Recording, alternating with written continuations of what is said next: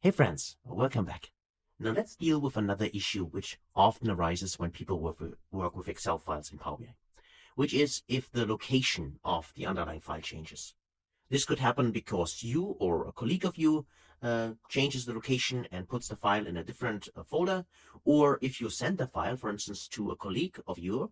Of course, if you have it saved somewhere on your local drive, then he or she has a different path to the underlying data, right? If he or she saves the data maybe as well, but on a different, location. So what can we do about this? Let me first show you the problem and then a solution, or best practice at least. So you can see here I have a folder, and we still have currently the file from our last video in here, and it's still located in this level up folder here, which in this case is the PBI training file. And so far everything is fine. So if we go here and click on refresh, then of course the file is found and everything is fine. But now let's just say this time I put this here and I control exit. In this case, I cut it out and put it in the location change folder. Paste it here. And of course I need to close this first. So let me just close it. Yes, I want to repeat it. And now it's inside the location folder. Okay. So you see that it is not there anymore in this folder.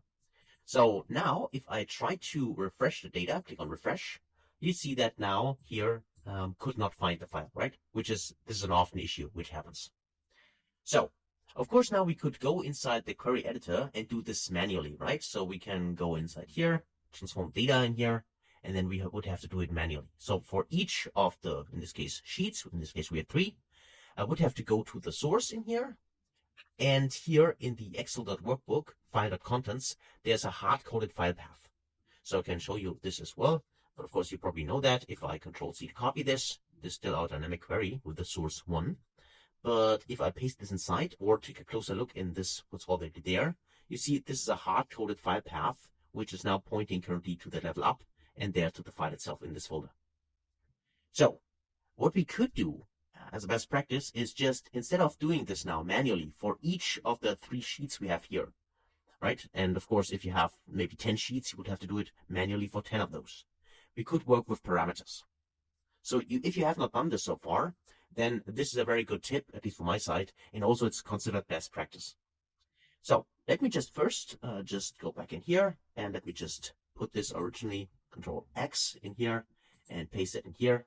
That's where it was, of course. And now if I go in here and now I try to click on close reply, then this time this of course should work. So if I click on refresh, now actually everything is fine again, right? Because now the file is again in the source location.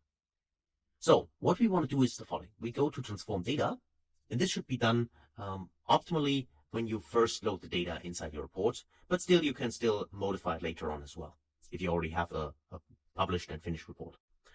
So let's go inside in here, and there's a manage parameter option. So this manage parameter allows you here to either manage parameters which already exist, or go to this new parameter to create a new parameter. So if I click on new parameter here, you can see that there are my parameters, and then I can specify here, for instance, a name, and let's call this, for instance, a source or location or whatever you want to call it. The type itself, you can specify the file type in here, depending on what kind of parameter you want to create. In this case, it's a text because it's a specific location, so I can use text in here, and then I can put in a value in here. Now to get this value, I actually go in here, and I'm using my original file path, which is this one currently, right? So that's where the file is located. So in this case, I'm using the whole file path. Maybe, depending on your use case, you only need the specific part of it, right? So for instance, maybe the name or anything like that. So let me just copy this one for now. And then let's go in here. And then put the current value in here, like that. And then click on OK. And now we have a parameter here, which is called source. And this can be modified in here. So if I now go inside my sheets in here, I could actually now modify my code. So I can go to the advanced editor here. And instead of using file.contents and then this hard-coded value in here, I could actually put in my parameter. So I remove everything in quotes, including the quotes, and I simply use the source here. So source, and you find I have 2 sources here. So you see that this was not best practice, because now I have an issue here, because the source step, which is called source, is the same as the parameter I named source, which is not very good. So let me just click on cancel here for now. Discard it, yes. And let's go in here to parameter, and it's actually modified. So we can go to parameters here and say we want to edit parameter. So edit parameter. And in this case, sorry, we want to manage it. The edit is just changing the source path. That's not what we need right now. Go in here one more time, go to manage. That's where we want to go. And here we have our original window back. And this time I just rename it this here. So let's call this location. Okay. So just use it something which is unique, but also at least you need to understand, and optimally all other people also understand what it's actually referring to. So click on, you can also file location is maybe a better word for that. But for now, let me just click on OK. And now we got our location here. Let's go back inside our query. Let's go to the advanced editor here. And you can see Excellent Workbook. Just remove everything inside the quotes. So referencing to the file and put in now location. So if you type in location, you see that this will automatically pick up because we have created the parameter. So you can click it, location, no syntax errors. And of course, we can click on done. Or because I want to maybe speed this a little bit up, I can actually copy this one here, Control Z to copy it, click on done. So that's fine. Now I go to the orders, go inside the advanced editor, and just put everything here, which I have in here. So remove this one here, and also put this in here, Control C, click on done. This is also fine. And now go to suppliers, also go to advanced editor here, and also remove the hard-coded part here. So what we do is basically just remove again, or replace actually the string of the text which is inside the quotes, including the quotes, and put in our location inside. I just want to paste this in here because I think that's a little bit faster. So click on done, and everything is fine. So that's always a very good check to see that. And now if I click on close apply, then we still have our data in here. Now that is fine. But now if I just go in here and say I want to go inside my folder here, in this case I'm using my training file, Control X to cut it, put it in a new location, could be anywhere, but in this case it's just this folder.